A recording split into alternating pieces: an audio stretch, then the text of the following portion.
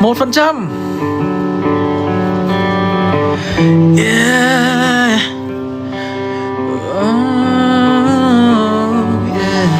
Hết rồi, chẳng có những mộng mơ, chẳng còn ai để chờ, vì cuộc tình này đã vỡ tan. It's over. You play with my heart, and I was the last time you could ever hurt me. Tôi vì tin em nói, yeah, I didn't have a choice, baby, made me paranoid.